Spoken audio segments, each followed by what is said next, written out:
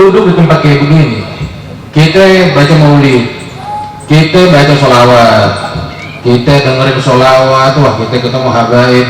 Ini nggak lain nggak bukan dalam rangka kita ini ingin lebih dekat dengan baginda Nabi Muhammad SAW. Semua yang memiliki hubungan, semua yang memiliki sandaran, atau siapapun mereka yang bergantung kepada Nabi Muhammad pasti akan dibikin mulia oleh Allah Subhanahu wa Ta'ala.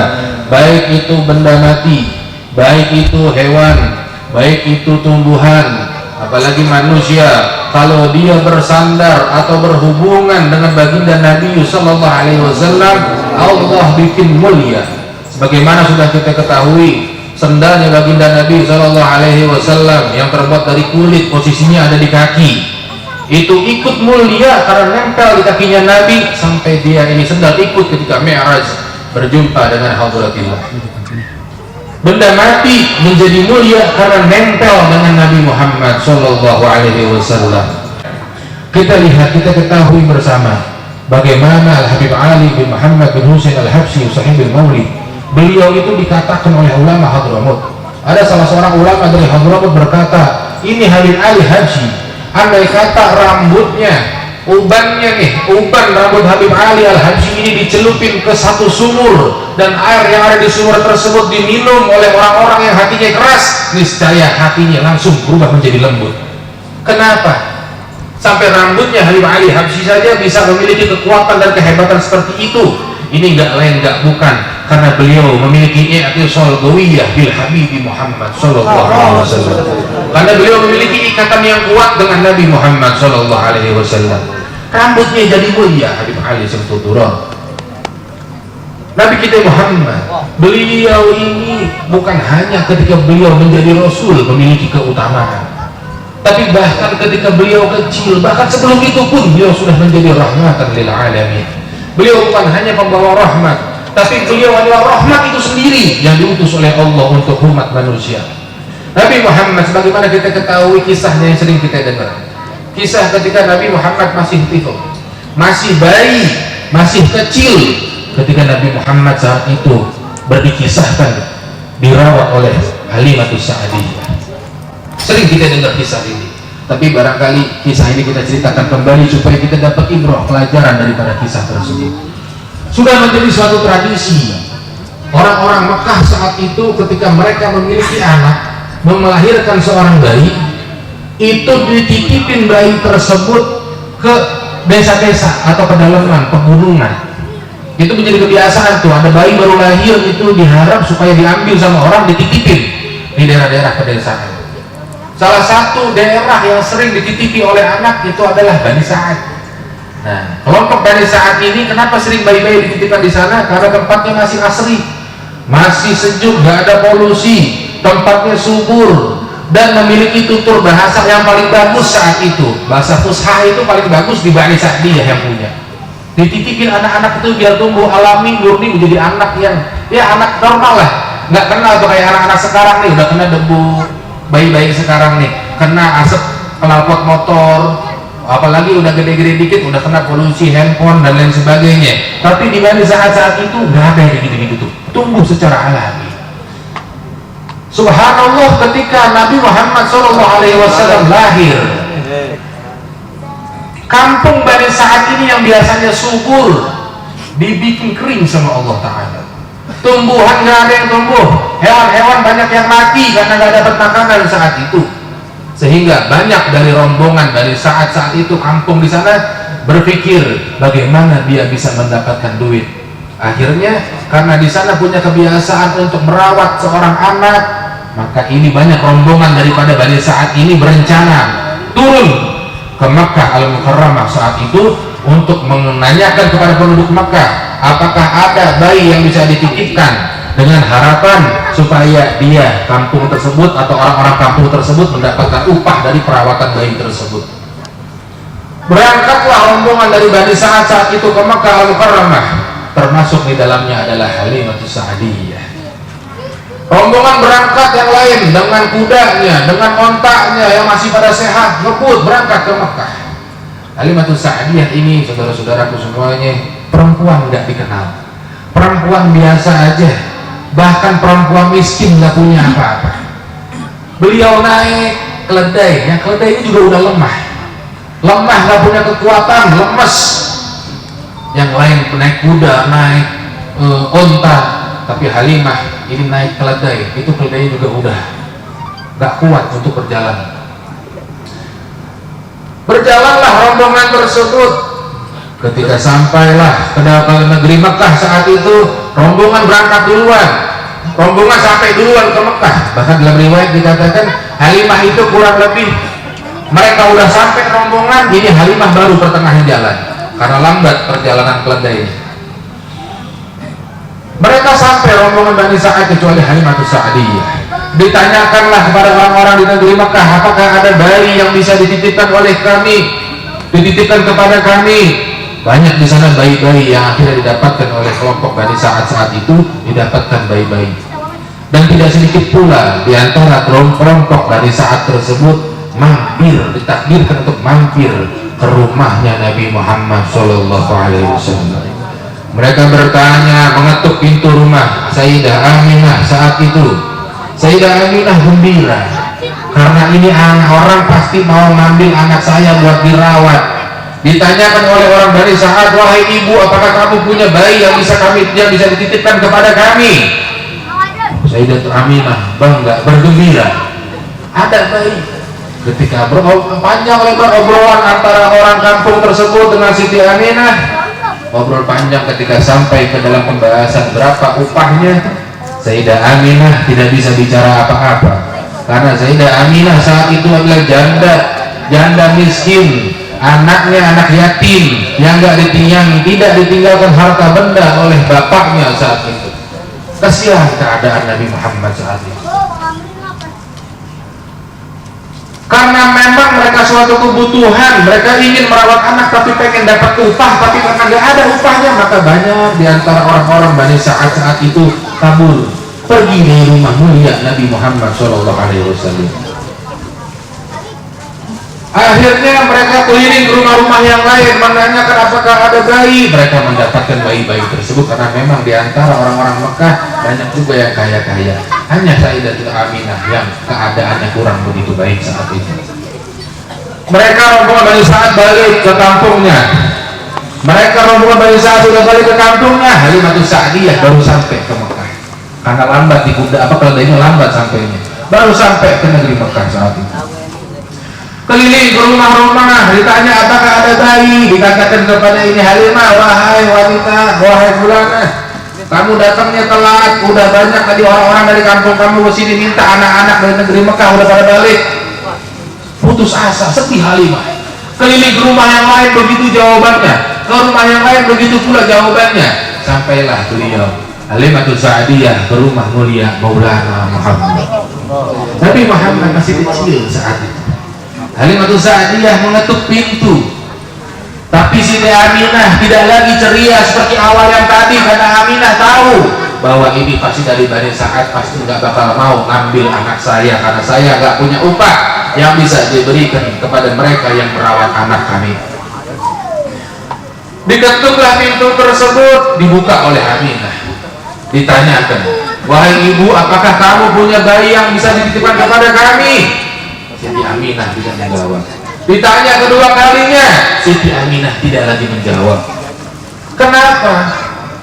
Kenapa kamu tidak menjawab? Apakah kau punya anak? Ditanya ketiga kali, dijawab oleh Siti Aminah, kamu pasti tidak beda dengan yang lain, pasti sama, gak akan mau ngambil anak saya. Kata Halimah, kenapa tidak ada yang mengambil anakmu? Apakah anakmu itu punya kekurangan? Siti Aminah marah saat itu. Dibilang anaknya punya kekurangan, Siti Aminah marah. Wallah, tidak ada kekurangan apapun pada anak saya. Justru beliau, anak saya ini adalah manusia yang paling indah yang terlahir di muka bumi. Walhasil, ngobrol antara Halimah Sa'diyah dengan Siti Aminah, ngobrol sampai kepada bicara masalah upah. Menurut ahli sirah dikatakan ketika bicara masalah upah, Halimah Sa'diyah juga sempat mundur keluar dari rumah Nabi Muhammad. Keliling lagi ke rumah-rumah yang lain. barangkali saya nemuin anak-anak yang lain lah yang upahnya bisa lebih gede. Ternyata subhanallah, takdir Allah, tidak ada bayi yang tersisa di negeri Mekah saat itu. Akhirnya Halimatus Sa'diyah ditakdirkan oleh Allah Ta'ala untuk balik lagi ke rumah Nabi Muhammad Sallallahu Alaihi Wasallam. Balik lagi ke rumah Nabi. Aminah mulai gembira, muncul keceriaan di wajahnya. Ini pasti orang yang tadi jadi ngambil anak saya. Akhirnya ini kuda keledainya Halimatus Sa'diyah ditancapkan di depan rumah mulia Nabi Muhammad. Ditancapkan keledainya Siti Halimatus Sa'diyah masuk ke rumah Siti Halimah. Aku jadi merawat anak kamu, walaupun tidak diupah nggak apa-apa. Saya yakin kepada Allah anakmu mau berkah buat saya. Gembira, dipersiapkan peralatan-peralatan yang bisa dibawa oleh bayi Nabi Muhammad, dirawat untuk kepada Halimatus Sa'diyah. Disiapkan peralatannya, digendonglah bayi Nabi Muhammad oleh Halimatus Sa'diyah. Tidak sabar Halimatus Sa'diyah ketika melihat Nabi Muhammad digendong oleh ibunya. Ini muncul gereget di dalam hatinya Halimatus Sa'diyah, nggak sabar ingin buru-buru megang bayi tersebut. Digendong itu bayi terlihat agak direbut oleh Halimatus Sa'diyah. Sampailah dibawa oleh Halimatus Sa'diyah, ingin naik ke atas kudanya, keledainya. Ketika ingin dinaikkan ke atas keledai, ini Halimatus Sa'diyah bingung. Halimatus Sa'diyah heran, ini keledai saya atau bukan? Karena keledai yang tadinya dibawa dari kampungnya dalam keadaan yang lemes, kok tiba-tiba gagah, tiba-tiba kuat, mendadak kuat dia di depan rumahnya Nabi Muhammad SAW. Seakan-akan ini keledai ingin menunjukkan dia tidak mau terlihat lemah, karena dia tahu di punggungnya kelak akan menunggang di situ bayi Nabi Muhammad SAW. Apa pelajaran yang bisa kita ambil dari keledai tersebut? Keledai aja nih, dia lemah, dia berhubungan dengan Nabi Muhammad mendadak kuat, malu dia terlihat lemah ketika berhadapan dengan Nabi Muhammad SAW. Pelajarannya apa buat kita? Jangan kita lemah, jangan kita ini malas ketika berhubungan dengan Nabi Muhammad SAW. Tegar, kuat kita kalau berhubungan dengan Nabi Muhammad SAW. Banyak kisah para habib-habib kita, para ulama-ulama kita, beliau dalam keadaan sakit, tapi demi maulid Nabi Muhammad dibela-belain hadir ke acara maulid tersebut. Saya tidak hadir pun jadi itu adalah musawah. Contohnya, ada lagi abahnya Habib lagi di Jawa Barat di Palembang, dalam kondisi tidak bisa jalan, tapi begitu ada undangan maulid, itu dari ujung gang udah jalan, padahal nggak bisa jalan. Dituntun, dilarang, nggak boleh, jangan dituntun saya, karena saya pengen terlihat gagah di hadapan Nabi Muhammad SAW. Orang-orang kita sekarang kadang-kadang ada hujan aja nggak jadi hadir maulid. Kadang-kadang kita budget kecil aja minder, aduh bikin maulid apa kagak ya, uangnya dikit. Ada lagi, motor nggak ada, nggak jadi dia datang maulid. Kendaraan nggak ada, nggak jadi datang. Lemah itu namanya di hadapan Nabi Muhammad SAW. Kita contoh keledainya Halimatus Sa'diyah, mendadak kuat karena dia tahu akan menunggang di belakangnya bayi yang mulia Maulana Muhammad. Berjalanlah dengan hebat ini keledai, sampai-sampai dikisahkan ya, itu rombongan kan udah balik duluan tadi, ini disusul sama keledainya Halimatus Sa'diyah, disusul sampai-sampai ini rombongan kaget. Halimah, lu bawa kuda siapa? Ada apa? Berangan kok tadinya datangnya terlambat, sekarang lebih ngebut. Halimah bingung, nggak bisa jawab, tapi dia yakin bahwa ini sebab bayi yang dia bawa. Sampai Halimatus Sa'diyah bilang, ini berkah bayi yang kamu tolak tadi, katanya. Akhirnya sampai duluan, rombongan kuda ontak yang kuat-kuat terlambat duluan. Halimatus Sa'diyah nyampe ke kampungnya, kampung Bani Sa'ad. Nyampe ke kampungnya duluan, dan Masya Allah, ilhasat demi ilhasat, kemuliaan-kemuliaan Allah tunjukkan kepada umat dengan sebab adanya bayi yang mulia Maulana Muhammad. Ini kampung Bani Sa'ad kering saat itu, nggak ada tumbuhan, tapi tiba-tiba Nabi Muhammad beserta Halimatus Sa'diyah dengan keledainya sampai kepada rumah Halimah. Ini rumah Halimah depannya udah rumputnya udah banyak, tempat yang lain nggak ada rumput, tapi depan rumahnya Halimatus Sa'diyah rumputnya tumbuh subur. Heran lagi Halimatus Sa'diyah, ini keajaiban apa lagi yang Allah tunjukkan kepada saya ini? Dibukalah ini wajah Nabi Muhammad SAW. Tersenyum Nabi Muhammad yang bayi tersebut kepada Halimah, seakan-akan Nabi Muhammad ingin ngasih tahu itu rumput tumbuh karena ada saya. Sallu ala Nabi. Kaget Halimah Sa'diyah. Rumput tumbuh subur. Akhirnya begitu melihat rumput tumbuh, ini Halimah ingat sama keledainya. Keledainya belum makan berapa hari. Akhirnya Siti Halimah Sa'diyah masuk ke dalam rumahnya, ngambil tuh pisau, sejenis pisau buat motong rumput, yang mana rumput itu nanti akan dikasih ke keledainya karena belum makan. Tapi Masya Allah, begitu keluar Halimah Sa'diyah, beliau melihat bi'ainiha, beliau melihat dengan mata kepala sendiri, itu rumput jalan sendiri ke mulutnya keledai.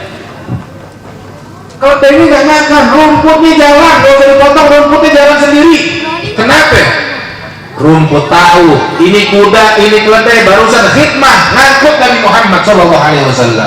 Habis melayani Nabi Muhammad, dikasih rumput jalan sendiri. Rumputnya ajaib gak tuh? Rumput jalan sendiri. Ini pelajaran buat kita apa? Kita orang nih ya, yang khidmah kepada Nabi Muhammad gak usah takut kata makan. Salah satu bentuk khidmah kepada Nabi Muhammad apa? Ini modelnya nih. Hadir acara maulid salah satu bentuk pelayanan khidmah kita kepada Nabi Muhammad SAW. Para guru-guru kita khidmah kepada Nabi Muhammad SAW. Dilayani, gak usah kita rumput. Bahkan anggur, jeruk, kebuli datang ke mulut kita. Gak usah rumput. Makanan-makanan nyamperin kita, duit-duit nyamperin kita nanti kalau kita khidmah kepada Nabi Muhammad SAW. Keledai aja dilayani karena keledai tersebut habis ngangkut, capek nih ngangkut Nabi Muhammad, makanan ke jalan sendiri. Bagaimana dengan kita manusia yang memiliki hubungan, sangkutan, kecintaan kepada Nabi Muhammad SAW? Mudah-mudahan kita semua yang hadir maulid, yang cinta terhadap maulid Nabi, yang rindu kepada Nabi Muhammad, mudah-mudahan hidupnya dibikin enak, dibikin lancar, rezekinya gampang, mau makan gak susah, mau makan apa aja gak sakit. Sekarang hati-hati karena makan apa aja wah asam urat, makan ini jantung, makan ini kolesterol. Maka biar kita dikasih sehat selalu sama Allah Ta'ala, makan apa aja boleh. Amin ya rabbal alamin. Jangan lupa like, share, dan subscribe channel kita. Apabila ada pertanyaan-pertanyaan, silahkan langsung saja di follow dan di direct message ke Instagram kami di bawah ini.